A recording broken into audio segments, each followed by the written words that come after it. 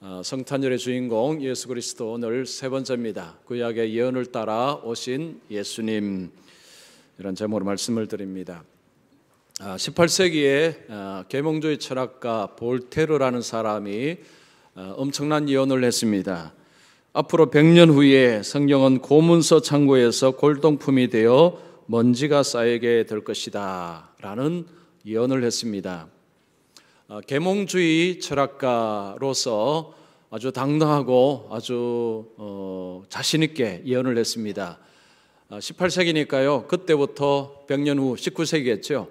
100년 후 되면 더 이상 사람들은 성경을 읽지 않을 것이다. 성경을 배우지도 아니할 것이다.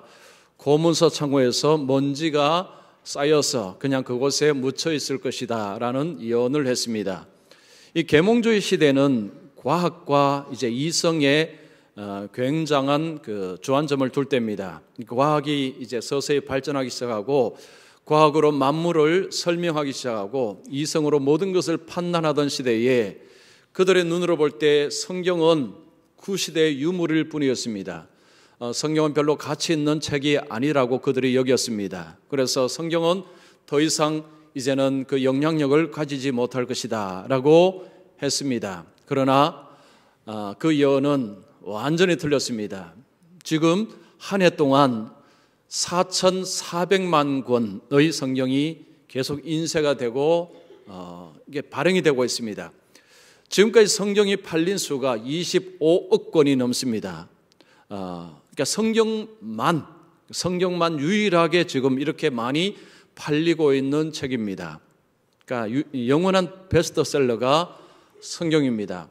역사 가운데서는요, 이런 이야기를 한 사람들이 굉장히 많습니다. 성경에 대해서 평가절하를 하며 앞으로 이제 시대가 발전하면 성경은 더 이상 가치가 없을 것이다 라고 말한 사람들이 한두 사람이 아닙니다. 그런데 지금 21세기에 이 엄청난 과학의 시대에도 성경은 여전히 사람들이 성경을 찾고 있고 성경을 읽고 있고 성경을 배우고 있습니다. 성경의 말씀을 배우고자 애를 쓰고 있습니다. 왜 이런 일이 일어나고 있을까요? 여러분, 왜 성경을 배우려고 하십니까? 성경은 참이기 때문입니다. 성경은 진실되기 때문입니다. 성경은 참이라는 것, 성경은 진실되다는 것을 사람들은 알기 때문에 성경을 지금도 보고 읽고 배우고 있습니다. 여러분, 성경이 참이라는 것을 어떻게 알 수 있습니까? 여러 가지로 알 수 있지만요, 성경에서 하나님이 하신 말씀이 성취가 되는 것을 통해서 성경이 참이다, 진리다라는 것을 알 수가 있습니다. 구약에 하나님께서 말씀하신 것들이 신약에 이루어지고 성취되는 것을 말씀을 합니다. 예언과 성취라는 이 두 가지를 통해서 성경은 진실되다, 성경은 참이다라는 것을 알 수가 있습니다. 자, 구약의 예언과 그리고 신약의 성취, 거기 핵심 인물이 바로 예수님입니다. 예수님께서 구약에 이미 말씀, 예언이 되셨고 그 예언되신 그 메시아가 이 땅에 오셨습니다. 그 오신 날이 성탄절입니다. 크리스마스, 자, 이 날은 바로 구약에 예언된 그 메시아가 오신 날, 그 날이 바로 크리스마스입니다. 성탄절입니다. 성탄절은 세상의 사람들은 그냥 좋은 날, 즐거운 날, 먹고 마시는 날, 행복한 날 그렇게 생각하지만 여러분, 예수 믿는 사람에게는 성탄절은 구약에 계시된 그 메시아가 실제로 성취화되어서 오신 날이 바로 성탄절입니다. 예수님이 누구냐? 구약에 예언된 그 메시아, 그 구원자가 바로 예수님이시다. 이것이 바로 성탄절에 우리가 들어야 되고 우리가 알아야 되는 메시지입니다. 자, 하나님께서 예수님을 이 땅에 보내셔서 죽음으로 달려가는 저와 여러분들을 구원하는 일을 하셨고 지금도 하시고 계십니다.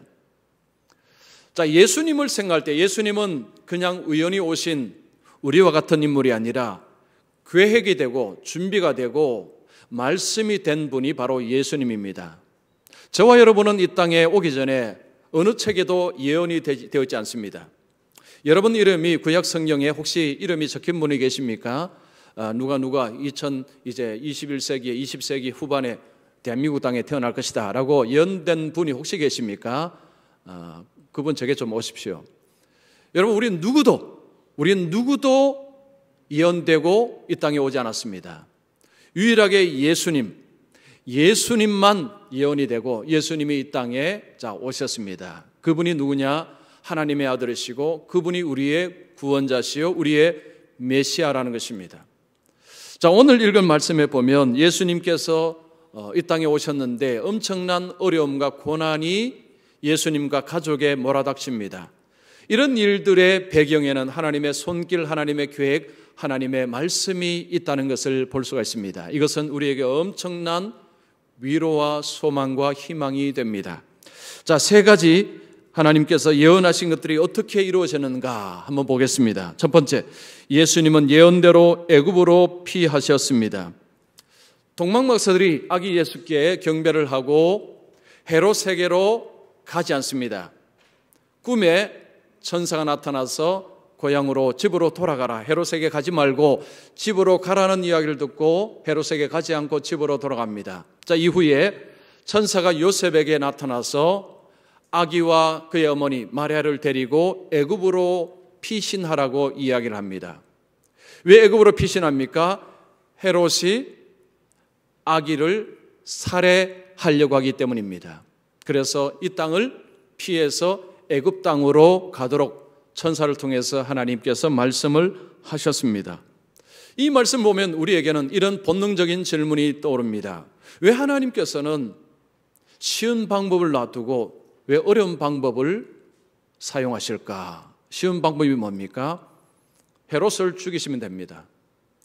헤롯을 딱 죽이시면 문제는 간단하게 해결됩니다. 그런데 그 쉬운 방법을 놓고 굉장히 어려운 방법을 하나님께서 사용하십니다. 이게 왜 어렵습니까? 이제 아기가 태어났습니다. 아기와 지금 산모의 몸이 정상이 아닙니다. 요즘은 태어나면 아기와 산모가 산후조리원에 가서 좀 몸을 추스리는 시간을 갖습니다. 지금 아기가 태어났습니다.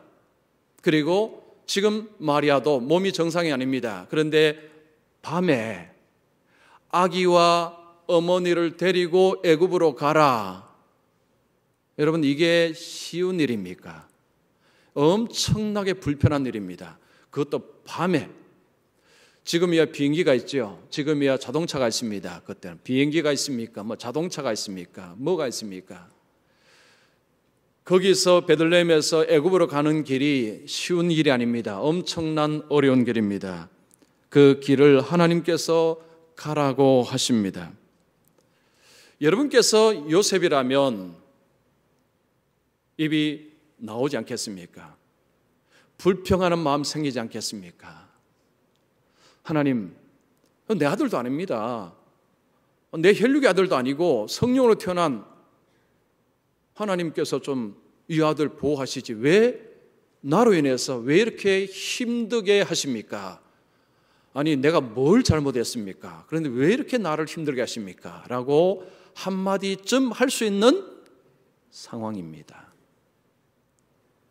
여기 계신 우리 남자분들을요, 여러분 이 상황에도 입 콕 다물고 알겠습니다, 하라는 대로 하겠습니다 하고 순종하실 분 손 한번 들어보십시오.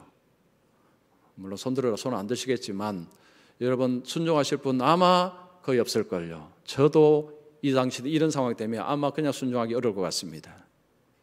쉽지 않은 상황입니다. 그런데 요셉은 벌떡 일어납니다. 그대로 순종합니다. 요셉은 순종의 사람입니다.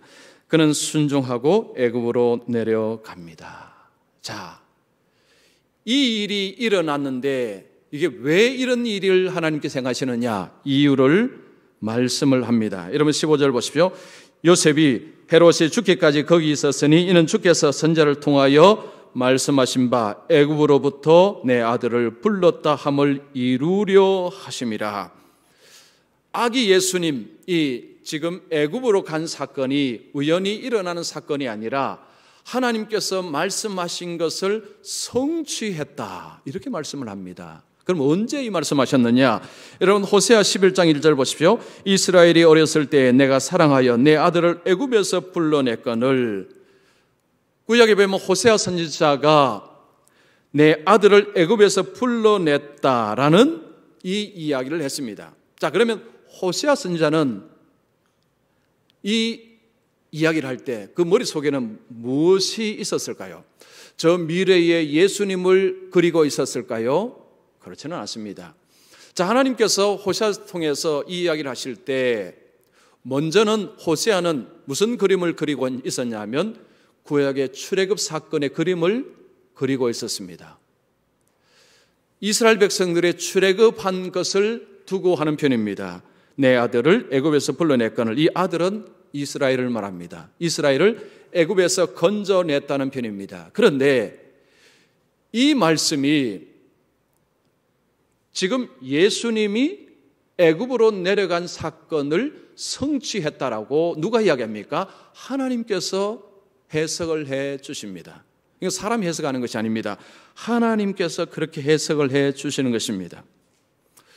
구약의 출애굽 사건하고 예수님이 이 땅에 오신 사건하고는 상당히 밀접한 관련이 있다는 것입니다. 구약의 출애굽 사건은 그냥 단독 사건으로 끝나는 것이 아니라 이 출애굽 사건은 뭘 보여주느냐? 나중에 메시아가 와서 하나님의 백성들을 죄와 사망에서 건져내시는 것을 미리 보여준 사건이 구약의 출애굽 사건입니다. 여러분, 우리가 성경을 볼 때는요, 항상 구약과 신약을 짝으로 보아야 됩니다. 하나님께서 이런 것을 보여주실 때에 그 보여주신 것이 뭐냐? 신약에 와서 설명을 하고 있습니다. 우리가 신약을 보면서 아하, 그때 그 사건이 이런 의미가 있구나. 신약을 통해서 눈이 뜨이는 것입니다. 구약에서 이스라엘 백성들이 애굽에서 구원을 받았습니다. 출애굽을 했습니다. 이 사건이 앞으로 메시아가 와서 하나님의 백성들을 죄와 사망에서 건져내는 사건을 미리 보여준 하나의 사건이었다는 것입니다. 여러분, 출애굽 사건하고 예수님의 오심 사건이 유사성이 많습니다. 구약에 보면 모세가 태어났을 때에 이 사내 아들 다 죽이라고 했습니다. 사내를 다 죽이라고 했습니다. 자, 예수님이 태어나자 헤롯이 2살 아래에 사내 아이들 다 죽이라고 했습니다. 비슷하죠. 유아 살해가 비슷합니다. 두 번째는 그 살해 위협에서 모세가 구원을 받았습니다. 하나님께서 보호해 주셨습니다. 마찬가지입니다. 자, 이 살해 위협에서 예수님을 하나님께서 보호하셨습니다.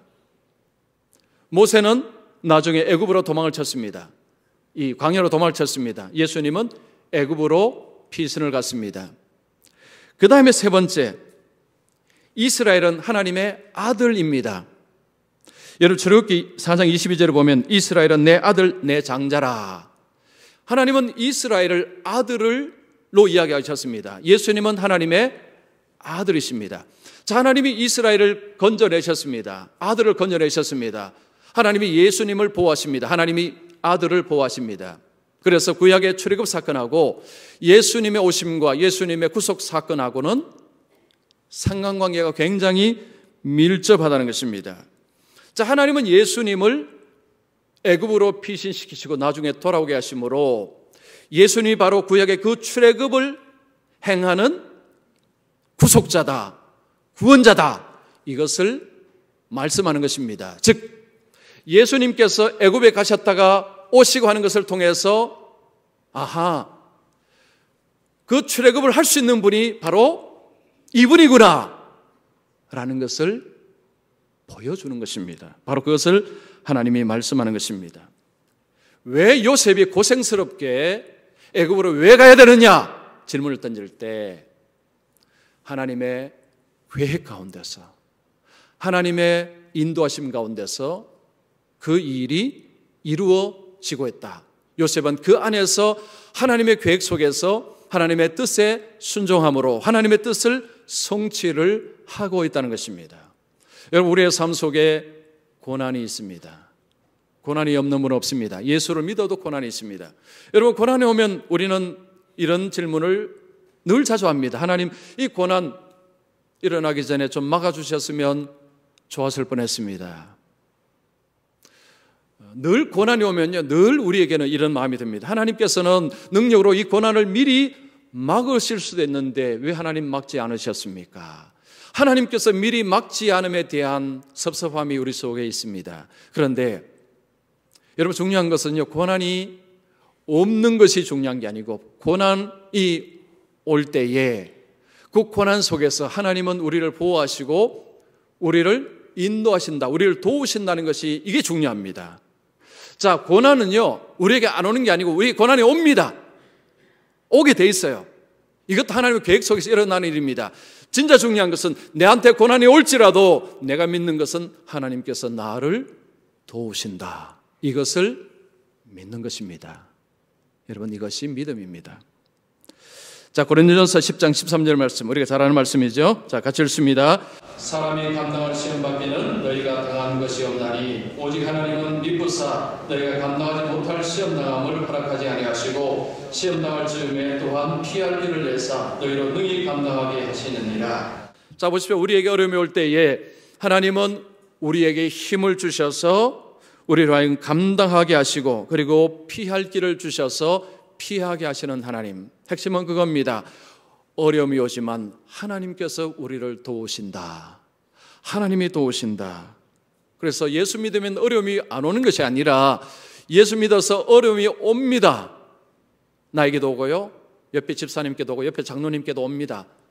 오지만, 어려움이 오지만 우리는 뭘 믿습니까? 하나님께서 나를 도우신다는 것을 믿습니다. 여러분, 그 믿음으로 우리가 뭘 합니까? 기도를 하는 것입니다. 2000년에 서던 메디컬 저널이라는 의학 잡지에 아주 흥미로운 이 연구 결과가 실렸습니다. 이 중보 기도에 관한 그런 연구였는데, 그냥 중보 기도가 아니고요, 사람의 몸에 손을 대고 하는 중보 기도에 관한 글이었습니다. 아마도 여러분은 중보 기도에 관해서 어떤 실험에 대해서 이야기를 아마 한 번쯤 들어보셨을 것입니다.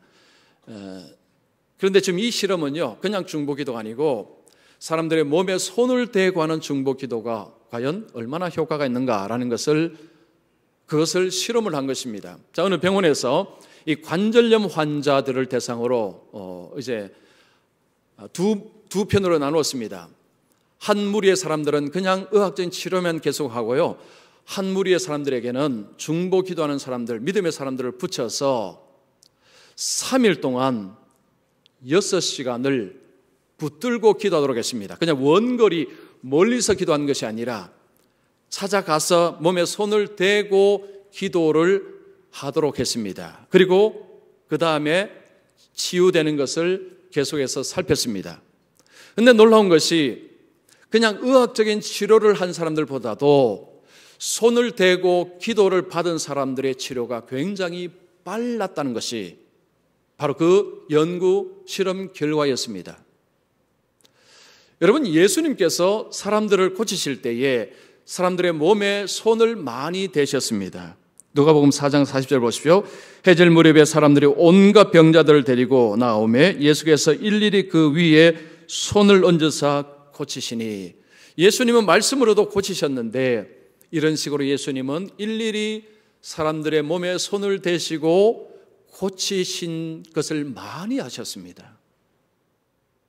예수님께서 그렇게 하셨는데, 물론 예수님은 하나님의 아들이시기 때문에 예수님 말씀으로도 하시고 모든 것을 하시지만 우리 역시 원거리에서 우리가 형제를 위해서 기도하는 것도 중요하고 그것도 중요합니다.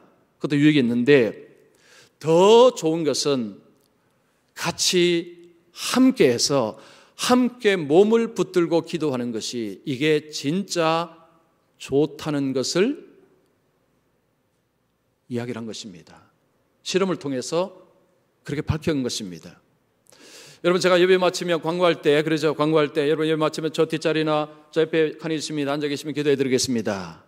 여러분 하도 들었어요. 이제 머릿속에 꽉 박혀 있는데요, 어떤 분 그런 생각할 때 그런 생각하실 수 있습니다. 그 기도 받는다고 뭔 일이 생기나.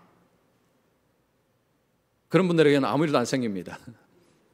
그러나 여러분, 제가 능력이 없습니다. 제가 뭔 능력이 있겠습니까? 그리고 저는 기도할 때 주로 제가 몸에 손을 대고 기도를 하죠. 저는 예수님도 아니고요. 저는 능력자도 아닙니다. 그러나 손을 대고 그냥 하나님께 기도하는 것입니다. 하나님께 구하는 것입니다. 여러분, 하나님은 기적을 날마다 행하시는 분이십니다. 여러분, 우리 하나님은요, 날마다 기적을 행하시는 분이십니다. 우리가 어려움을 당할 때, 힘든 일을 당할 때 우리가 기대하는 것은 하나님의 손길입니다. 하나님의 기적이죠. 하나님, 내 삶 속에 기적을 베풀어 주시옵소서. 여러분, 오늘 한 해 한번 돌아보십시오. 여러분 가정과 여러분 삶 속에 하나님께서 기적을 행하신 것 한번 생각해 보십시오. 이것도요, 생각 안 하면 모릅니다. 올해 동안 여러분 힘든 일, 어려운 일, 아프실 때, 고통스러울 때 있었죠. 자, 그때 하나님께서 여러분 삶에 어떻게 행하셨는가를 한번 생각해 보십시오. 그때 하나님의 손길이 나의 삶의 가정에, 내 자녀들에게, 아니 부모님에게, 형제에게 어떻게 하나님께서 행하셨는가를 한번 살펴보십시오. 우리가 어려움을 당할 때요, 혼자도 기도하지만 기도 제목을 같이 공유해서 기도하는 것이 그래서 중요한 것입니다. 그리고 멀리서도 우리가 기도할 수 있습니다. 그러나 가능하면 함께 손을 맞잡고 기도하는 것이 더욱 좋습니다. 여러분, 목회자뿐만 아니고요, 우리 성도들도 서로 같이 붙잡고 기도하는 것이 이게 정말 좋다는 것입니다. 앞으로 한번 그렇게 해보십시오. 어려운 일 있을 때 혼자만 끙끙 앓지 마시고요, 혼자만 하지 마시고 믿음의 동력자들, 믿음의 사람들하고 같이 기도 제목을 나누시고 같이 손잡고 기도해 보십시오. 여러분, 오늘 칼럼을 나중에 꼭 읽어보십시오. 칼럼 꼭 읽어보십시오. 지금 읽지 마시고 나중에 읽으십시오. 꼭 지금 읽으시면 안 됩니다. 자, 우리의 삶 속에 하나님은 기적을 행하십니다. 우리가 하나님께 기대를 해야 됩니다. 하나님께서 나의 삶 속에 기적을 행하실 것을 기대하고 기도하고 나가면 우리의 방식은 아닐 수 있습니다. 그러나 하나님의 때에 하나님의 자녀들에게, 고난 속에 있는 자녀들에게 하나님의 기적을 통해서 하나님은 도우시는 분이십니다. 그래서 오늘 오신 분들은요, 그 하나님, 성탄절 오신 그 주님에 대한 기대를 가지고 소망 가지고 날마다 고난이 있지만 그 고난 속에서 주님 때문에 날마다 승리하시기를 축원합니다. 자, 두 번째, 예수님은 예언대로 살해 위협에서 건짐을 받으셨습니다. 자, 동방박사들이 그냥 고국으로 돌아갔습니다. 헤롯이 이것을 알고는 속은 줄 알고라는 표현을 합니다. 사실은 누가 누구를 속였습니까? 헤롯이 동방박사들에게 거짓말했죠. 가서 알아보고 자기에게 말해주면 헤롯 자기가 가서 경배하겠다고 했습니다. 이건 새빨간 거짓말이었습니다. 죽이려고 했죠. 근데 보십시오. 헤롯이 자기가 속은 줄 알고, 여러분 사람 사이에 이런 게 있습니다. 남을 속인 사람이 도리어 자기가 속았다고 이야기하는 경우가 있습니다. 이 경우가 바로 이 경우입니다. 자, 지금 속았다고 생각을 하고 분노가 나면서 그가 뭘 합니까? 자, 베들레헴과 그 인근 지역에 있는 2살 아래 사내들을 다 죽이라는 어마어마한 명령을 내립니다. 유대의 왕이 태어났다는 말을 듣고 그 왕을 아예 싹을 잘라버리기 위해서 2살 아래 딱 하면 그러면 확실하게 제거할 수 있겠다라고 생각을 한 것 같습니다. 그러나 이미 아기 예수는 피신을 했습니다.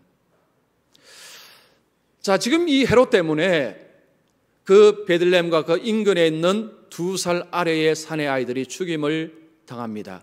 여러분, 그 어머니들의 고통과 슬픔이 얼마나 크겠습니까? 이런 일이 일어나면 사람들은 또 그런 질문을 하죠. 하나님께서 왜 막지 아니하시고 왜 그런 일이 일어나게 하십니까? 세상에 약한 일이 일어나면 늘 하는 질문입니다. 하나님이 살아계시다면 왜 하나님이 막지 아니하시고 그런 일이 일어나도록 하십니까? 여러분, 우리는 그런 질문해서는 안 됩니다. 왜냐하면 이 모든 것들의 주권자는 하나님이십니다. 자, 이런 일이 왜 일어났느냐? 여러분 17절, 18절에 보면 이에 선지자 예레미야를 통하여 말씀하신 바 라마에서 슬퍼하며 크게 통곡하는 소리가 들리니 라헬이 그 자식을 위하여 애곡하는 것이라. 그가 자식이 없으므로 위로받기를 거절하였도다 함이 이루어졌느니라. 자, 이 표현은 이런 겁니다. 지금 베들레헴과 인근 지역에 2살 아래의 사내 아이들이 다 죽고 그 어머니들이 엄청난 고통을 당했는데 이 일이 구약의 예레미야를 통해서 하신 말씀이 성취가 되었다. 그러면 우리에게 또 이 질문이 들죠. 하나님 너무하시네. 아니 왜 이걸 성취를 하십니까? 좋은 걸 성취하셔야죠. 이건 지금 나쁜 일 아닙니까? 악한 일 아닙니까? 왜 하나님은 악한 일을 성취하십니까? 라는 질문이 생깁니다. 자, 여기까지만 보면요, 예수 못 믿습니다. 여기까지만 보면 예수 못 믿어요. 예레미야 31장 15절에 바로 그 예언이 있습니다. 여호와께서 이와 같이 말씀하시니라. 라마에서 슬퍼하며 통곡하는 소리가 들리니 라헬이 그 자식 때문에 애곡하는 것이라. 그가 자식이 없어져서 위로받기를 거절하는도다. 예레미야가 이 말씀을 할 때에 그는 무엇을 보고 이 말씀을 하느냐 하면 이스라엘 백성들이 포로로 끌려가는 장면입니다. 자, 라마라는 지역은 예루살렘에서 조금 떨어진 지역입니다. 이스라엘의 백성들, 특별히 아들이 바벨론으로 포로로 끌려가는데 엄마들이 그 포로로 끌려가는 그 자식들을 보면서 눈물 짓습니다. 특별히 이 라마라는 지역에서 엄마들이 그 자식을 보고 통곡을 합니다. 대성 통곡을 합니다. 왜냐하면 그 아들이 가면 언제 올지, 살아서 올지 아무도 모릅니다. 요즘이야 미국이나 다른 데 가면요, 요즘은 카톡도 있고 인터넷으로 아니면 전화할 수 있어서 늘 생사가 확인이 가능하지만 지금 포로로 끌려가면, 자식이 포로로 끌려가면 거의 살아서 돌아오기는 어렵다고 봐야 됩니다.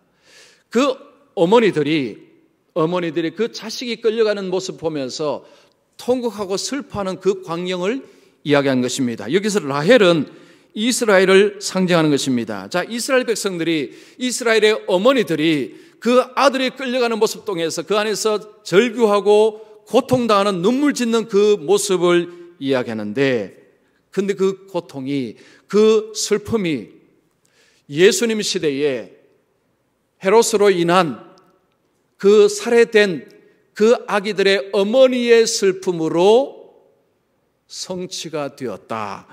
그런 이야기를 하는 것입니다. 이해가 안 되죠? 왜 하나님이 이런 성취를 왜 하셨는가? 좋은 일도 아닌데. 자, 그런데 더 중요한 것은 따로 있습니다. 예레미야 31장 33절 보십시오. 그러나 그날 후에 내가 이스라엘 집과 맺을 언약은 이러하니 곧 내가 나의 법을 그들의 속에 두며 그들의 마음에 기뻐하여 기록하여 나는 그들의 하나님이 되고 그들은 내 백성이 될 것이라. 이스라엘 백성들이 바벨론으로 포로로 끌려간 것은 그들이 하나님 앞에 불순종했기 때문입니다. 우상을 섬기고 불순종하면서 하나님과 맺은 언약을 그들이 깨어버렸기 때문에 그들에게 엄청난 고통이 일어났습니다. 즉 구약의 이스라엘은 실패했습니다. 언약에 실패했습니다. 하나님 백성으로 실패자들입니다. 그러나 하나님은 장차 하나님이 이 땅에 보내실 그 메시아를 통해서 예수님이 이 땅에 오셔서 하나님께 완전한 순종을 하셨습니다. 100% 순종하셨습니다. 구약의 이스라엘 백성들은 순종 못했습니다. 그러나 예수님은 순종하셨습니다. 예수님 안에서 하나님은 우리와 새 언약을 맺습니다. 그 언약의 핵심이 하나님은 우리의 하나님이 되고 우리는 하나님의 백성이 된다는 것입니다. 이것이 바로 예레미야 31장 33절의 약속입니다. 이것은 회복의 약속입니다. 즉 지금 구약에 이 고통을 당했는데 지금 예수님 때문에 그 아이들이 살해가 되고 엄마들이 고통을 당하는 그 고통이 거기에서 이렇게 성취가 되었는데 이것이 끝이 아니라 곧 하나님은 그 예수님을 통해서 하나님의 아들을 통해서 그 슬픔이 기쁨이 되고 절망이 소망이 되는 것으로 바꾸신다. 즉 메시아를 통해서 참된 회복과 참된 소망을 주신다. 이것이 핵심 메시지입니다. 자, 다시 정리합니다. 구약의 그 슬픔을 신약에 성취했다. 왜 하나님이 이런 일을 하시느냐? 이건 안 하셔도 될 것 같은데, 그런데 그게 끝이 아니라 그 슬픔을 당하였지만 하나님은 하나님의 아들을 통해서 그 슬픔이 역전이 되어서 기쁨이, 소망이, 회복이 되게 하신다. 그 약속을 33절에 한 것입니다. 자, 고난은, 엄청난 고난과 슬픔은 현실에서의 우리의 삶입니다. 여러분, 누구도 이 삶에서 벗어날 자가 없습니다. 우리는 모두 현실에서 눈물과 고통과 아픔을 당합니다. 그러나 예수 안에서 이건 끝이 아니라는 것입니다. 예수 안에서 다시 하나님 나라가 세워지고 하나님 주시는 평강과 의와 희락이 다시 주신다는 것입니다. 이것이 바로 성탄절의 의미입니다. 버지니아 대학교의 헤이트라는 교수가 학생들에게 한 여성의 삶을 이야기해 줍니다. 그리고 그들에게 이 여성의 삶을 듣고 자네들이 이 여성의 어머니라면 여성의 삶을 편집할 수 있다면 한번 편집을 해보라고 숙제를 줬습니다. 자, 여성이 어떤 삶이었느냐? 한 여성이 태어났습니다. 근데 학습장애로 학교에서 공부를 제대로 하지 못했습니다. 친한 친구가 있었습니다. 그 친구가 희귀암을 앓다가 그만 세상을 떠났습니다. 친구를 잃은 슬픔이 너무 커서 공부의 실력이, 학업이 더 떨어졌습니다. 대학을 겨우겨우 들어갔습니다. 들어가서 졸업은 했지만 좋은 직장을 들어갈 수가 없었습니다. 요즘 말하면 계약직으로 들어갔는데 거기 들어가서 또 해고되었습니다. 겨우겨우 일을 하면서 그냥 그렇게 근근히 살아가는 여성이었는데 한 남성을 만나서 결혼을 했습니다. 자녀도 낳았습니다. 그런데 그 남편이 술을 먹으면 집에 와서 폭언을 하고 폭행을 합니다. 그 남편의 폭행을 당하면서도 그 아이를 바라보고 인내하고 참고 살아갑니다. 학생들에게 네 여인이 당신의 딸이라면 여인의 삶을 편집할 수 있도록 해준다면 지우개를 당신의 손에 쥐어줄 테니까 한번 그 여인의 삶에 지우고 싶은 것을 한번 지워보라고 했습니다. 여러분 같으면 뭘 지우시겠습니까? 그 여인의 삶의 고난, 고통, 아픔은 다 지워버렸습니다. 편집을 어떻게 했을까요? 한 여성이 태어났습니다. 공부를 잘했습니다. 학교에서 늘 1등을 했습니다. 사람들에게 칭찬을 받습니다. 얼굴도 이쁩니다. 몸도 건강합니다. 좋은 대학에 들어갔습니다. 좋은 대학 들어가니까 좋은 회사에 스카웃이 되었습니다. 승승장구합니다. 좋은 배우자 만났습니다. 자녀들 태어났습니다. 자녀들 공부 잘합니다. 늘 행복하게 살았습니다. 이런 식으로 편집을 했다는 거죠. 교수님 물었습니다. 왜 이렇게 편집을 했느냐? 답은 한 가지였습니다. 내 딸이기 때문에, 내 딸이 고통당하는 것을 원치 않기 때문에 이렇게 편집을 했습니다. 여러분, 어느 부모가 자기 자식이 고통당하는 것을 눈뜨고 보고 싶어하는 부모가 세상에 어디 있습니까? 저는 제 자녀가 아프거나 하면요, 그냥 제가 봤으면 좋겠습니다. 그냥 내가 봤으면 좋겠어요. 아파하는 힘든 모습, 그 보는 것 자체가 부모에게는 그 자체가 고통입니다. 여러분, 어느 부모가 자기 자식이 고통당하는 것을 원하는 부모가 세상에 어디 있습니까? 그런데 만약에 우리 자녀에게 고통과 고난이 없다면 어떤 일이 벌어질까요? 우리가 원하는 대로 우리 자녀가 조금도 어려움 없습니다. 공부도 잘합니다. 늘 건강합니다. 아픔도 없습니다. 뭐 하는 대로 다 됩니다. 어떤 일이 벌어지겠습니까? 하나님을 믿겠습니까? 절대 안 믿습니다. 왜 하나님 믿겠습니까? 원할 대로 다 되는데. 교만합니다. 부모님께 잘하겠습니까? 천만에요. 잘 안 합니다. 사람은 고난이 있어야 됩니다. 아픔이 있어야 됩니다. 저는 자녀들 위해서 기도할 때 하나님, 내 자녀들에게 고난이 없어지게 하옵소서라고 기도해 본 적이 없습니다. 그런 기도 안 합니다. 하나님, 제 아들과 딸에게 고난이 있을지라도 그 고난 속에서 무릎 꿇고 기도하는 사람이 되게 하옵소서. 그 고난이 찾아왔을 때 하나님을 기억하고 하나님께 매달리는 자가 되게 하옵소서. 그게 저의 기도입니다. 여러분, 우리의 부모의 기도가 그런 기도가 되어야 됩니다. 우리 자녀에게 고난이 없기를 간구하는 것은 아무 소용이 없습니다. 그건 아무 소용이 없습니다. 하나님 절대 그렇게 하지 않습니다. 그러나 고난이 찾아올 때에 그 고난 속에서 겸손하게 무릎 꿇고 하나님께 기도하는 내 딸과 아들이 되게 하옵소서. 사람은 고난이 있어야 하나님을 찾습니다. 어려움이 있어야 하나님을 찾습니다. 고통이 있어야 예수님이 누구신 줄 관심을 가집니다. 어려워야 말씀에 귀를 기울입니다. 교회 찾아옵니다. 새벽 기도에도 나옵니다. 어려운 일 없으면요, 누구든지 교회 안 나옵니다. 나올 필요가 없습니다. 왜냐하면 다 되니까요. 지금 보십시오. 지금 엄청난 고통이 일어났습니다. 현실은요, 인생은 고통입니다. 현실의 삶은 고통이에요. 그게 삶입니다.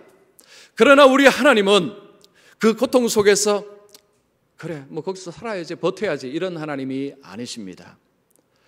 고통 속에서 우리에게 구원자를 보내어서 우리를 건져내시는 분이십니다. 여러분, 성탄절은 이 땅의 고난과 고통과 아픔 속에 있는 저와 여러분들을 건져내기 위해서 예수님이 오신 것입니다. 우리의 고난을 벗겨 고난 자체가 없는 것이 아니라 우리에게 고난이 오지만 우리에게 고난 속에 있는 우리를 붙들어내시는 그분이 누구냐? 예수님이라는 것입니다. 저는 예수 안 믿는 분들은 저는 이해를 못합니다. 제 머리로는 이해를 못해요. 어떻게 예수를 안 믿을 수 있습니까? 인생이 이렇게 어려운데. 여러분, 성탄절에 지난주 말씀드렸죠. 성탄절엔 딴 데 가지 마시고 교회 오셔서 경배하십시오. 오신 그 주님을 경배하는 날입니다. 성탄절은 구원자로 이 땅에 오셔서 고난 속에 있는 우리를 건져내시러 오신 분이 바로 그 주님이라는 거죠. 하나님의 말씀이 그 고난 속에 있는 그 사람들에게 슬픔이 기쁨이 되게 하시는 그 말씀으로 연결시켜 주는 것. 여러분, 이거 잊지 마십시오. 이거 잊어버리면 예수 못 믿습니다. 그 다음 세 번째입니다. 예수님은 예언대로 사람들에게 무시를 당하셨습니다. 자, 아기 예수님이 이제 애굽에 피신했는데 헤롯이 죽었습니다. 여러분, 헤롯은요, 왕권에 엄청난 집착을 하던 사람이었습니다. 그도 자기 인생 지킬 수 없는 자였습니다. 엄청난 무시무시한 권력을 가지고 있었지만 그가 죽을 때는 비참했습니다. 역사가 요세푸스라는 역사가가 있습니다. 이 역사가가 전하는 바에 의하면 헤롯이 70세에 죽었는데요, 이 내장이 썩어버리고 벌레가 나며 경련이 일어나는 가운데서 헤롯이 죽었답니다. 비참하게 죽은 거죠. 여러분, 그의 삶이 광기 같은 삶이었습니다. 사람을 함부로 막 죽이던 삶이 마지막 그의 삶이 엄청난 고통 가운데서 그는 생을 마감을 했습니다. 그가 죽자 애굽에 있는 요셉에게 천사가 나타났습니다. 헤롯이 죽었으니까 이스라엘로 돌아가도 된다라고 알려주었습니다. 참 하나님도 친절하시죠. 때마다 천사를 통해서 어떻게 해야 될 것을 딱딱 인도하십니다. 요셉은 천사의 말대로 순종을 합니다. 자, 그런데 그럼 어디로 가야 됩니까? 베들레헴으로 가야 되는데 베들레헴으로 못 갑니다. 여러분, 22절 보십시오. 아켈라오가 그의 아버지 헤롯을 이어 유대 임금됨을 듣고 거기로 가기를 무서워하더니, 자, 이건 무슨 의미냐면 이 아켈라오라는 이자가 헤롯의 아들이었는데 엄청나게 잔인한 왕이었다고 합니다. 아버지를 그대로 빼닮은 왕이었습니다. 그러니까 요셉이 지금 유대 땅 베들레헴으로 못 가는 것이면 무서워서, 자, 그러자 꿈에 지시하심을 받아 갈릴리 지방으로 떠나가 나사렛이란 동네에 가서 사니. 자, 겉으로 보십시오. 지금 유대 땅으로 못 가고 갈릴리 나사렛으로 갑니다. 정치적으로 밀려서 간 것입니다. 여러분, 눈으로 볼 때는요, 예수님이 나사렛 동네에 가서 자란 것은 순전히 정치적인 위험 때문입니다. 헤롯 이 아켈라오 때문에 못 간 것이죠. 그런데 성경은 뭐라고 이야기합니까? 23절에 보십시오. 이는 선지자로 하신 말씀에 나사렛 사람이라 칭하리라 하심을 이루려 함이니라. 자, 보십시오. 예수님께서 유대 땅 베들레헴에 못 가고 밀려서 나사렛이라는 동네에 가서 사는데, 그런데 기가 막히게 하나님이 구약에 하신 말씀이 성취가 되었다라고 말씀합니다. 이사야 9장 1절 보십시오. 옛적에는 여호와께서 스불론 땅과 납달리 땅이 멸시를 당하게 하셨더니 후에는 해변길과 요단 저쪽 이방의 갈릴리를 영화롭게 하셨느니라. 갈릴리를 영화롭게 하셨느니라. 자, 구약에 보면 하나님께서 이 갈릴리 땅, 그 나사렛 땅에서 메시아가 예수님이 자라서 나사렛 사람이라는 그 이름을 듣는다는 것입니다. 근데 예수님께서 사신 나사렛 땅은요, 굉장히 무시당하는 땅이었습니다. 즉, 나사렛 출신이라 그러면 볼 거 없어, 별 볼 일 없어 라는 땅이었습니다. 요한복음 1장 46절 보십시오. 나사렛에서 무슨 선한 것이 날 수 있느냐?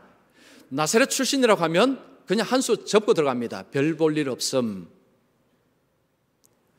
그런데 놀랍게도 하나님의 아들이 별 볼 일 없는 그 땅에 가서 사는 것이 구약에 예언되었고 그 예언대로 성취가 되었다는 것입니다.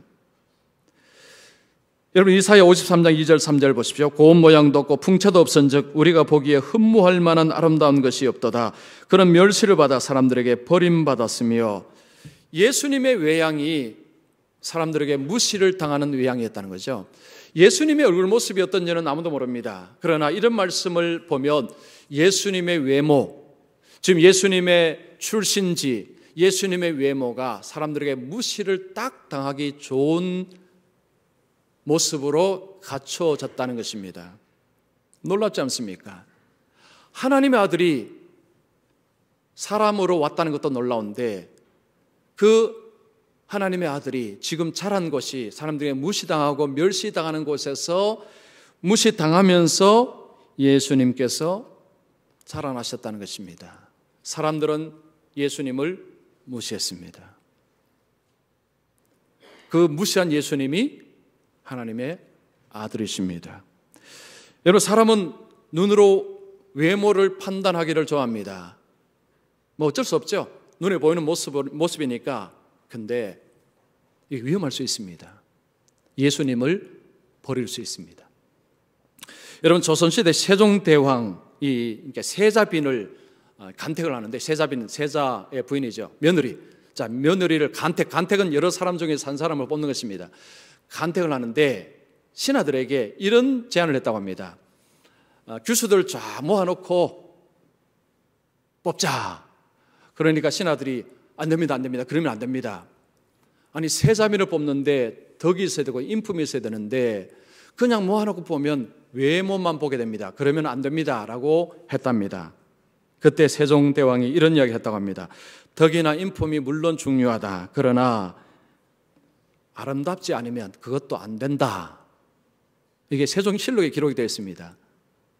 그러면서 뽑았는데 누가 뽑혔느냐 하면 순빈봉시라는 여인이 뽑혔습니다. 여러분, 이 여인이 어떤 여인이냐면 사고 친 여인입니다. 엄청난 사고를 쳐서 나를 쫓겨났습니다. 이 여인이요, 술을 좋아했다고 합니다. 술을 좋아해서요, 그냥 이 방에다가 늘 술을 놓고 이렇게 부어라 마시라는 분이 이 순빈봉시였고요. 그리고 싸움을 잘했답니다. 그 싸움 다 했다고 합니다. 이게 후궁들을 얼마나 괴롭혔는지요. 후궁을 엄청나게 괴롭게 엄청나게 싸웠다고 합니다. 그리고 동성애를 했답니다. 동성애. 결국은요, 세종이 이게 나중에 노하고 이게 쫓겨났습니다.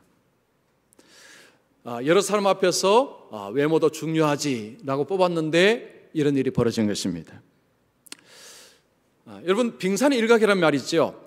바다에서 얼음이 이렇게 있으면 이것이 작아 보이니까 별것 아니겠다 하고 배를 타고 가다가는 큰일 납니다. 그러면 밑에는 어마어마한 얼음덩이가 있는데 거기 부딪히면 바로 파손입니다.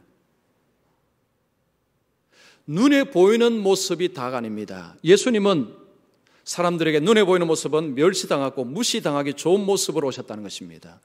오셨고 그리고 자라나셨고, 그런데 그 예수님이 바로 우리의 구원자 되신 하나님의 아들이시고 하나님이신 분이 그렇게 오셨다는 것입니다. 그 오신 날이 바로 성탄절입니다. 저는요, 이 이야기를 제가 이게 보면요, 정말 하나님은 대단하십니다. 그리고 그 하나님은 너무 존경스럽고요. 이건 당연한 것인데, 하나님의 지혜와 하나님의 일하심은 정말 신묘막측입니다. 그러니까 우리가 하나님을 제대로 알지 못하면 하나님 못 믿습니다. 우리 식대로 하나님 판단하면요, 누구도 못 믿습니다. 그러나 성경의 하나님의 일하심을 가만히 보면요, 야, 역시 하나님은 크시다. 내 머리보다 크시다. 나보다 똑똑하시다. 당연한 거죠. 그런데 성경 하나님 보면요, 감탄해 놓습니다. 와, 하나님은 대단하시다. 그러나 어떤 사람들은 예수를 멸시하고 무시하고 십자가에 못 박았습니다. 그러나 그 무시당한 그 주님이, 그분이 바로 하나님이시고 우리의 구원자시고 우리는 그분을 믿습니다. 그러면 우리가 어떻게 살아야 되겠습니까? 주님이 이렇게 오셨는데, 여러분, 우리도 좀 겸손히 살아야 되겠죠. 군림하고 내가 가진 것이 온천지 영원할 것이라고 생각하면 이거 가장 위험합니다. 우리는 자신을 낮추고, 우리는 주님은 아니지만 그 주님을 생각한다면요, 여러분, 우리가 어떻게 살아야 될까? 답은 이미 나왔습니다. 답은 이미 나왔어요. 정말 우리가 하나님 나라를 기대하고 소망한다면, 진짜 하나님의 구원을 기대한다면, 정말 하나님의 기적을 기대한다면, 무시당하신 그 예수님, 그 예수님을 높이고 그 예수님을 자랑하고 우리 또한 그 예수님을 닮은 자로서 사는 것, 이것이 성탄절 맞이하면서 우리에게 주시는 하나님의 말씀입니다. 하나님은 말씀대로 예수님을 이 땅에 보내시고 십자가에서 그리고 부활하심으로 우리에게 구원을 주셨습니다. 그래서 여러분, 이 주님을 평생 주님으로 모시고요, 세상에 무슨 말을 할지라도, 누가 말할지라도 다 거짓말입니다. 다 거짓말입니다. 예수님은 주님이십니다. 예수님은 하나님이십니다. 그 하나님을 믿으시고 그 하나님 안에서 주님이 주시는 영광을 기대하시고 그 하나님 나라를 소망하시고 늘 믿음으로 살아가시기를 축원합니다. 기도하겠습니다.